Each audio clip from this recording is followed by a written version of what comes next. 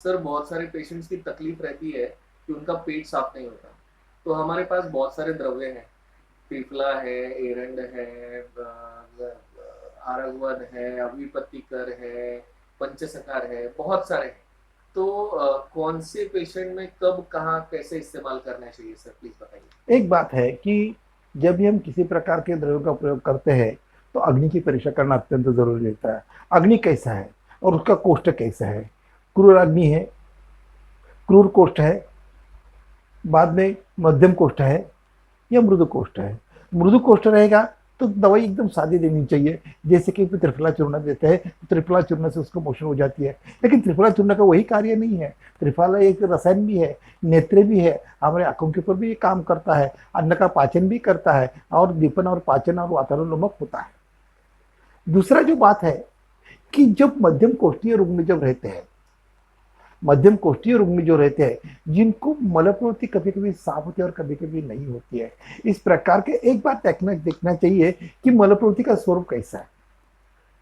मलप्रवृत्ति का स्वरूप अपन पूछते हैं, हम बार बार पूछते हैं कि आपको मलप्रवृत्ति कैसी होती है, तब पेशेंट बोलते हैं साफ होती है। साफ का मतलब क्या होता है?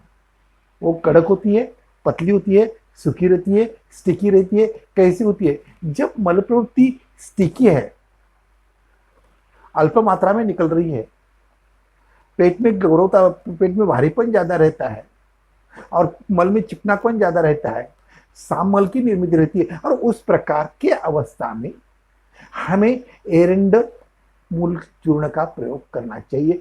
क्योंकि ये जो लक्षण जो है यह आम जन्य अनाह का है, और उस प्रकार के अवस्था में एरंड क्या करेगा? दीपन करेगा, पाचन करेगा, वातानुलोमक है, मलानुलोमक है।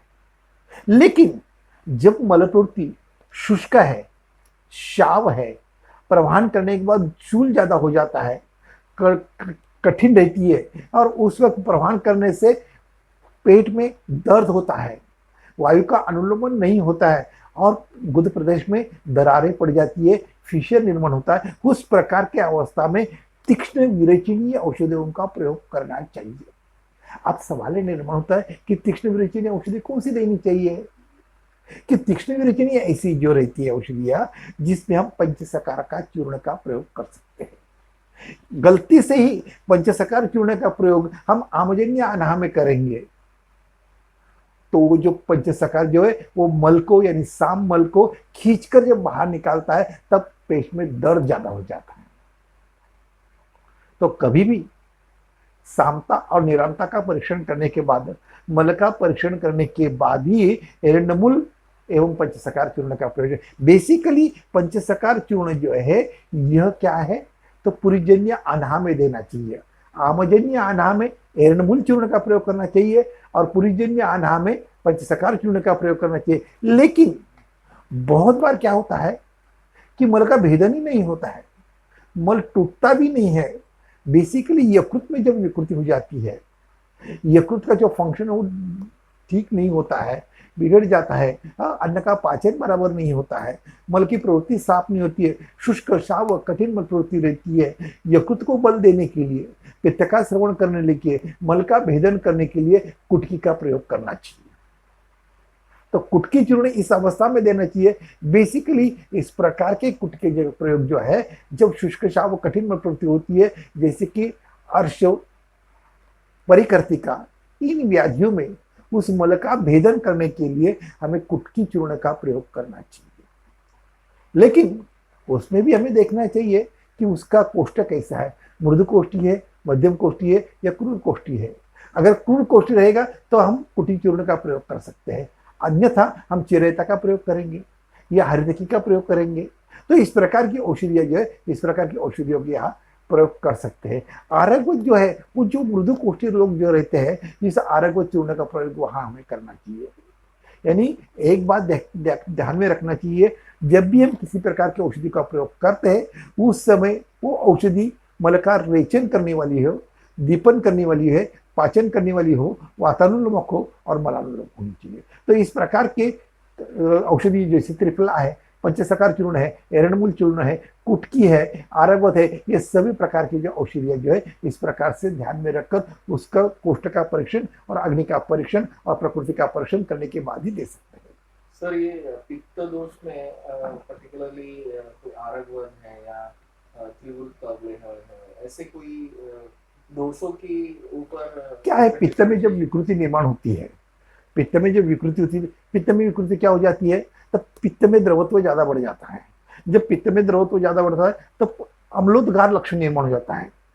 पुत्त अम्लोदगार हृतकंड दाह अविपाकश्च, यानी गले में जलन होती है, पेट में जलन होती है, अम्लोद खट्टी डकारी आती है, पेट साफ नहीं होता है।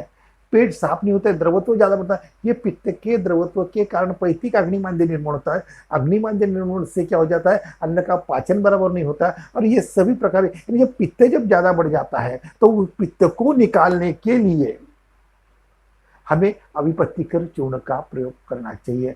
अनुपान है इसमें, इसमें अनुपान है। अगर दूध के साथ अगर हम देंगे तो विरेचन हो जाएगा, और गर्म पानी के साथ देंगे तो पाचन हो जाएगा। यानी अविपत्तिकर चूर्ण जो है रुद्धपत कामला में देना है, रुद्धपत कामला में देना है तो गर्म पानी के साथ देना चाहिए, और बहुपित्ता कामला में देना है तो दूध के साथ देना चाहिए। अन्यथा सामपित्त में अगर हम दूध देते हैं तो रुद्धपत कामला बढ़ती है।